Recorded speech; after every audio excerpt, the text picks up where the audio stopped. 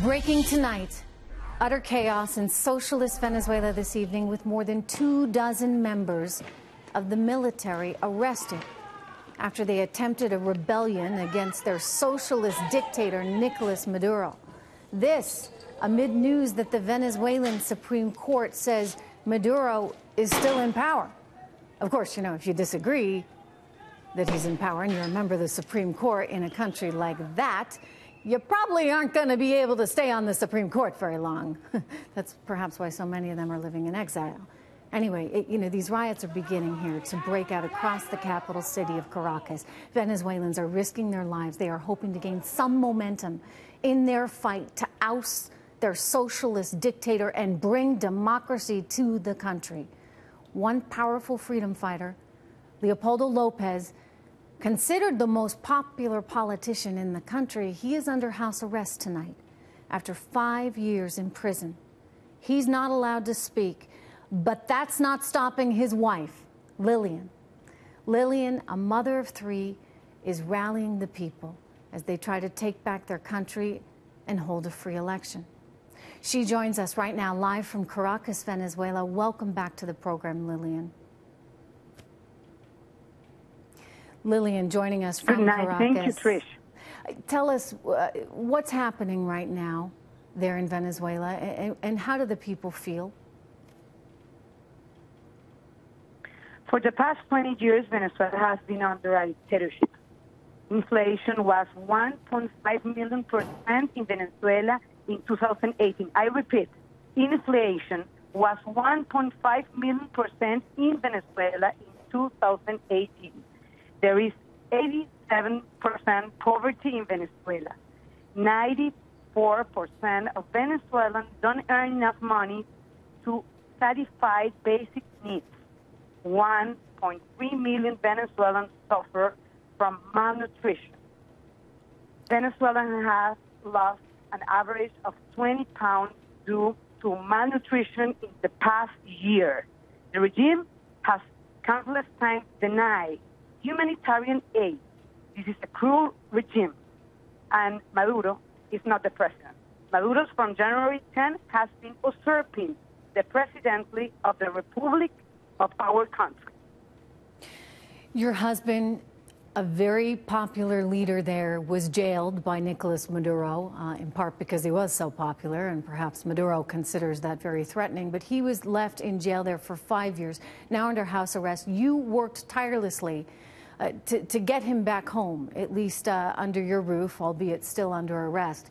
It's my understanding, Lilian, that you tried with President Obama, you didn't get anywhere, but President Trump listened to you. You went into the Oval Office and you sat down with President Trump, and he's been a big proponent of your husband since then. Tell us what happened.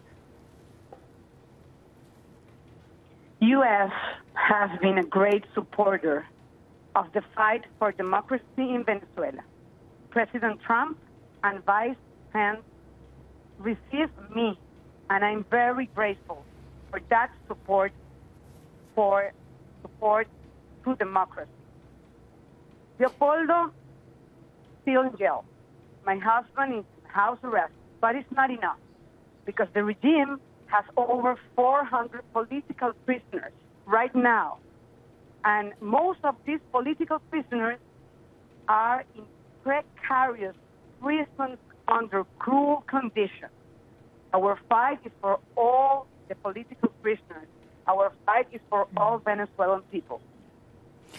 It's an important fight. I would add that there are 5 Americans still being held in prison by Maduro's regime there tonight. They were tricked into coming to a meeting there for Citgo, which is owned by PDVSA, the state-run oil company there in Venezuela. They went there, and they're still in jail.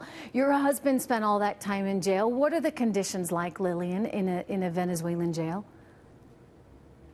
Is jails, is torture.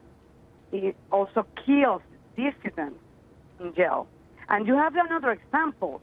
The U.S. citizen Joshua Holt, remember, and from Utah. Joshua was in the Helicoide jail. It is torture, is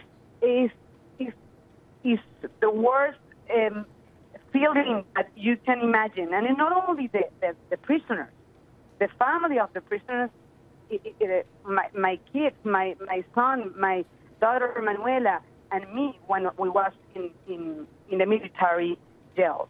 It's a dictatorship, and they torture people. Wow. I know that the people are trying to campaign for change, and this is a very big week. What are you seeing there? What are you hearing from the people in the streets? Wednesday is the day that they intend to begin these massive protests with the hope of unseating Nicolas Maduro. What are they telling you? Yes. Before I talk of the next day, 23, I want to remember Fernando Albán.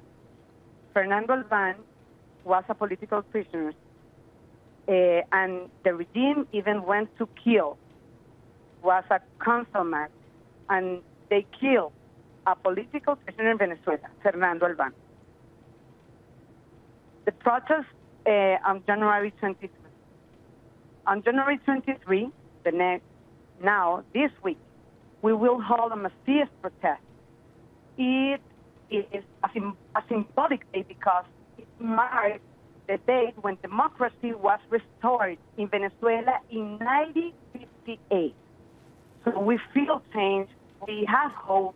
We have been holding open assemblies in different towns around Venezuela, and people have gathered the support of a new president. The new president, our new president, Juan Guaidó. Juan Guaidó, he's 35 years old, and also from the Popular Will Party, Voluntad Popular, same party of the Bolso found. So we asked 23 three things: declare the usurpation, start a democratic transition, and hold free and fair elections. You know what? You guys deserve it. You really do. There's no reason why, there you are sitting on the most valuable oil reserves in the world.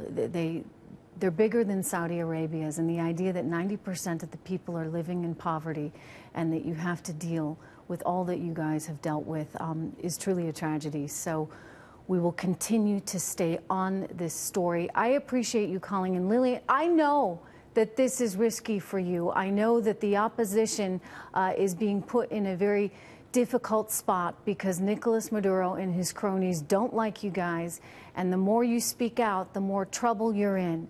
But thank you for doing it. Thank you, Trish. We want to be free. We want all exiles to come back to Venezuela. Venezuelans want to live in a free and prosperous country.